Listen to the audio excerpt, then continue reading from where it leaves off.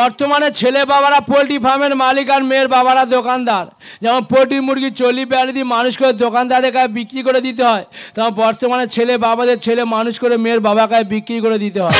দাদা একটা নয় দুটো ছেলে আমার, ছোটো ছেলে লেখাপড়া শেখালাম, বিয়ে দিলাম, চাকরি পেলো, সে বাবার ভাত দেওয়া বয়সে বিদেশে চলে গেল। বড় ছেলে তাকে লেখাপড়া শেখালাম, বিয়ে দিলাম, সে প্রাইভেট টিউশানি করে, সে বাবার ভাত দেওয়া বয়সে আলাদা থাকে। তা দুটো ছেলে বাবা হয়েও আমি কি করছি না, শ্মশানে মোড়া পড়াচ্ছি, শ্মশানে ডোমের কাজ করছি। এর থেকে বিষকে মরে যাওয়া আমার অনেক ভালো। তোর কথা কেমন শুনতে হবে? তুই টিকটক করছিস কেন? বাড়িতে আসতে করছিস? ও বাবা রে, কোথাকার কে এসে গেছে। এখন যে বর্তমান দিন মানুষ টিকটক করে কত ভাইরাল হয়ে যাচ্ছে। হ্যাঁ, টিকটক করে ভাইরাল হবি, রাস্তায় ভাইরাল ঘুরছে, ধরে তোর শাড়ি খুলে নেবে। শাড়ি আমার খুলতে হবে না, ওই যে ভুবন বাদ্যকর তুমি দেখেছো কি এমন একটা বাদাম বাদাম গান করলে কোটিপতি হয়ে গেল। এবার মানুষের কাছে জেনে দেখ, সে আমার রাস্তায় ভিক্ষা করে খাচ্ছে। এই তাই এটা তো শ্মশান। মানুষ শ্মশানে কেন আসে? শান্তির খোঁজে মানুষ শ্মশানে আসে। তোমার দুজনের কি হয়েছে, শ্মশানে অশান্তি পাকাচ্ছ? দেখো দাদা, মাথা গরম করো না। স্বামী স্ত্রী বাবার বুঝলি, তুই বেশি মাথা গরম করো। ওই বাবা মা কলকাতার হাত ধরে মারে। মাথা তুই আমাদের তাড়াতাড়ি চল। শালা কাতিমায়ের কুকুরের মতো গ উঠে যায় একবার। তোদের কি হয়েছে আমার কাছে সমস্যার সমাধান করে দিয়ে গেলা। তা তুই তো দেখে মনে হয় নতুন বিয়ে করেছিস, তা উঠতি বজে ফুর্তি না করে গন্ডল পাকাচ্ছি কেন? কি হয়েছে কি? ওকে বললাম টিকটক করতে হবে না, বলে হ্যাঁ টিকটক করবো। বাহ, ওই জন্য দুজনে বাড়িতে অশান্তি হচ্ছে।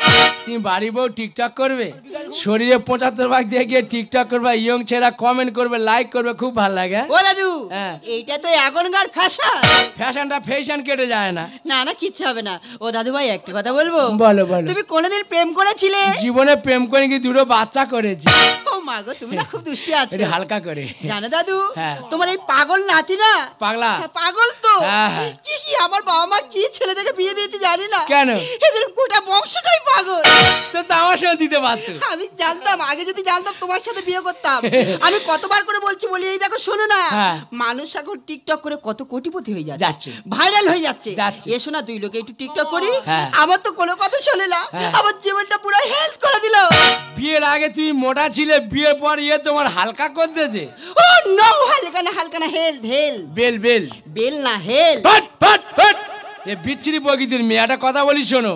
তোমার ঠাকুমার সঙ্গে প্রথম যখন আমার বিয়ে হয়, শুধু আমি আদর করে বলেছি, ওগো একটু আলু সিদ্ধে ডাল করে না। তোমার ঠাকুমা আলু সিদ্ধে আমার লঙ্কা দিয়েছে, আমি কাউকে একটা কুকুরে দিয়েছি, খেয়ে গ উঠে মরে গেছে। তাতে কিছু বলেছি? গাডলতে হবে না। একটা কথা বলি শোনো, স্বামী স্ত্রী গন্ডল করতে মীমাংসা করতে হয়, এটা হলো স্বামী স্ত্রীর নিয়ম। ও দাদু, কে রে? তা তুমি শরণে বলে বলে গল্প করছো? কি করবে? আর একটু আগে বাইক অ্যাক্সিডেন্টে হ্যাঁ, একটা ছেলে আর একটা মেয়ে তো মারা গেছে। হেস, ওরা তো লাশ হয়ে শ্মশানে শুয়ে আছে। দেখ দেন। তা এরপর যদি লাশ আসে, তুমি কি একসঙ্গে গন্ডগোল করবে?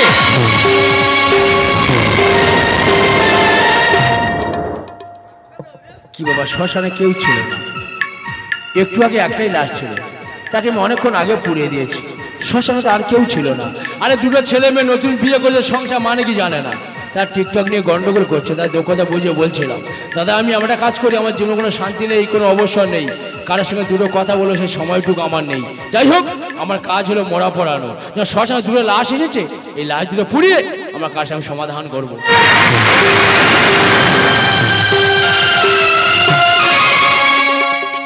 কি ব্যাপার, এদের সঙ্গে একটু আগে আমি গল্প করছিলাম, তাহলে এরা দুটো লাশ, তাহলে এতক্ষণ কি আমি দুটো আত্মার সঙ্গে গল্প করছিলাম?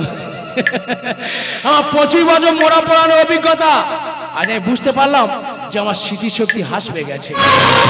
তাই তো আমার বিবেক আমাকে বলে যায়, ওরে অদিত চৌধুরী, এবার তোর অবসর নেওয়ার সময় হয়ে গেছে, এবার তোর অবসর নিতে হবে, তাদের স্মৃতিশক্তি হ্রাস পেয়ে গেছে। তাই তুই এতক্ষণ দুটো আত্মার সঙ্গে গল্প করছিলিস, তুই ঘোনা করে বুঝতে পারিনি। যাই হোক, এই দুটো মোড়া পুড়িয়ে আমার কাজটা আমি সমাধান করবো।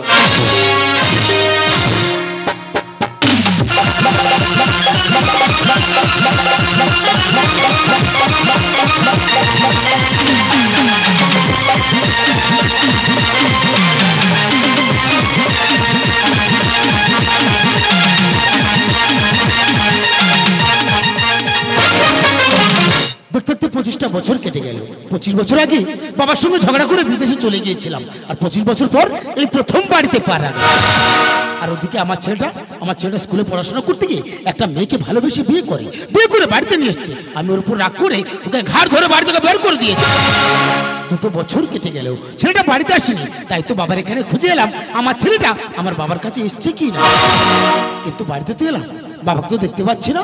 বাবা বাবা বাবা কি বাবা খোকা, এতদিন পর তোর বাবার কথা মনে পড়লো? ওরে তোকে দেখে আমি শান্তি পেলাম যে এতদিন পর আমার খোকা আমাকে মনে করেছে। হঠাৎ তোর এতদিন পর বাবার কথা মনে পড়লো? বলছি বাবা, তোমার নাতি তোমার এখানে এসছে? আমার নাতি? হ্যাঁ। 25 বছর আগে চলে গেছি, বাবাকে একবার খোঁজ নিইনি।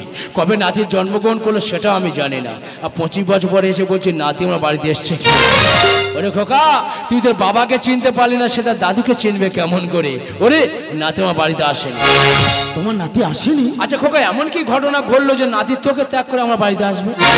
দেখো না বাবা, তোমার নাতি না স্কুলে পড়াশোনা করতে গিয়ে একটা মেয়েকে ভালোবেসে বিয়ে করে বাড়িতে নিয়ে এসছে। আমি ওর উপর রাগ করে ওকে ঘাড় ধরে বাড়ি থেকে বের করে দিয়ে 2 বছর কেটে গেল, ছেলেটা বাড়িতে আসেনি, তাই তো তোমার এখানে খুঁজে এলাম। ঠিক 25 বছর আগে তোকে সামনে ছোট্ট একটা কথা বলছিলাম, বাড়িতে রাগ করে বেরিয়ে গেছে। আর তোর ছেলে ভালোবাসা করলে তুই মানতে পারলি না, তাকে ঘাড় ধরে বাড়িতে বের করে দিয়েছে। 2 বছর কেটে গেছে, বাড়িতে ফিরে যায়নি। ওরে খোকা, এটা কর্মফল, যেমন কর্ম করবি তেমন ফল পাবি, এটা তো বিধাতার লেখা। ওরে নাতি আমার বাড়িতে আসেনি, তুই অন্য কোথাও খুঁজে দেখ, নাতি হয়তো সেখানে। এটা কি অধীর চৌধুরী বাড়ি? আমি অধীর চৌধুরী। বলুন বাবু, আবার কথাটা মন দিয়ে শুনবেন। আপনার বাড়ির এক ছেলে আমার মেয়েকে তার প্রেমের জালে ফাঁসিয়ে তাকে নিয়ে বাড়ি থেকে বানিয়েছে। এটা আপনার ভুল ধারণা। আমার 2টো ছেলে, তারা বড় হয়ে গেছে, তাদেরও ছেলে হয়ে গেছে। আপনার মেয়ে অন্য কোথাও গিয়ে থাকতে পারে না। আমি সঠিক ঠিকানা নিয়েছি, নাম বলছি কি যেন একটা নাম ছেলেটার, কৌশিক। কৌশিক? হ্যাঁ। বাবা কৌশিক তো তোমার নাতি? কৌশিক আমার নাতি? হ্যাঁ বাবা। আচ্ছা আমার নাতি কোনো ছবি আছে দেখাতে পারি? বাবা তোমার নাতির ছবি আমার কাছে থাকবে না? আমি তোমাকে এক্ষুনি দেখাচ্ছি। আরে জন্মের পর থেকে দেখি না, ছবি দেখে 2টো নয়ন আমি সার্থক করি। বাবা বাবা, এই দেখো তোমার নাতির ছবি।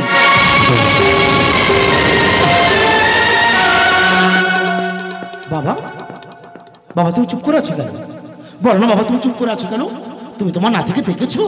বলো না বাবা, তোমার নাতি কোথায়? শ্মশানে। আমার নাতিকে আমি শ্মশানে দেখেছি। আরে আপনার নাতিকে শ্মশান দেখেছি? আপনার নাতিও তো আমার মেয়েকে নিয়ে পালিয়েছে, তাহলে ওর সঙ্গে ছিল।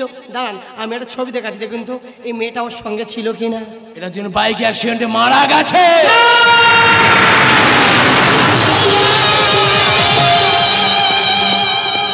জানিস খোকা, আমি নিজে তো চিতারা সাজিয়েছি। বাবা শ্মশানে কেউ ছিল, মুখে আগুন দেওয়ার মধ্যে আমি কাউকে খুঁজে পাই।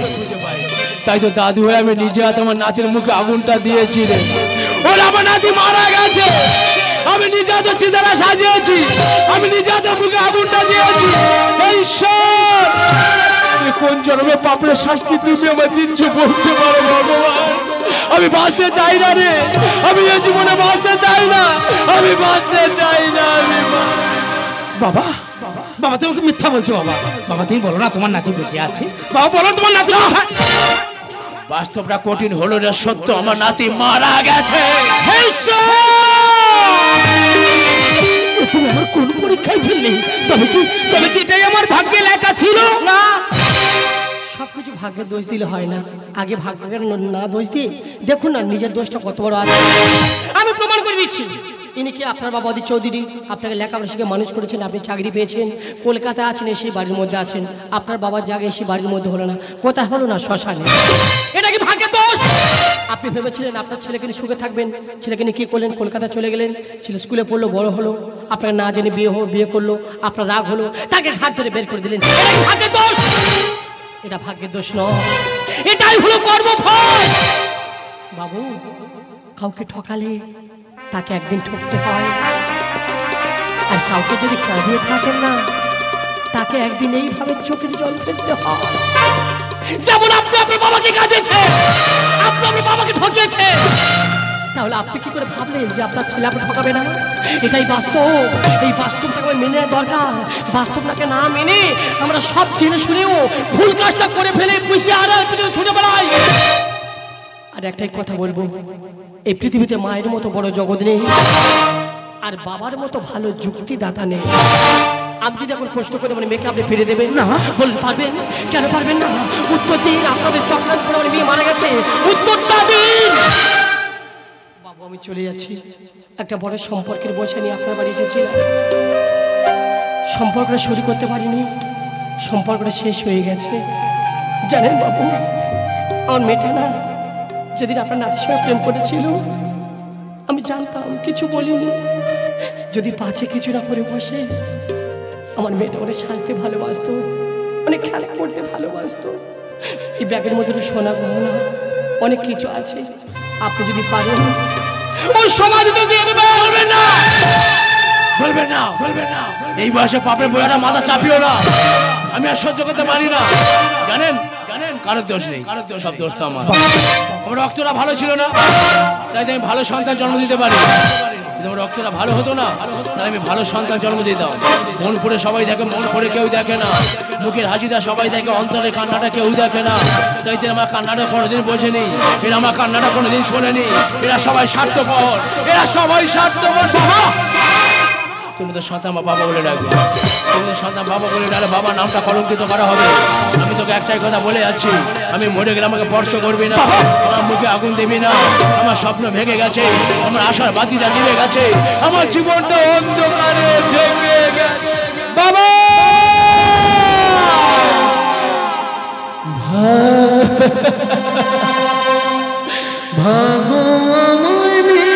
করে কি খেলা, যেখানে আমি যাই দেখি অবহেলা, শুধু অবহেলা, শুধু অবহেলা, শুধু অবহেলা, শুধু অবহেলা। ভাগ্য আমায় নিয়ে করে কি খেলা, যেখানে আমি যাই দেখি অবহেলা, শুধু অবহেলা।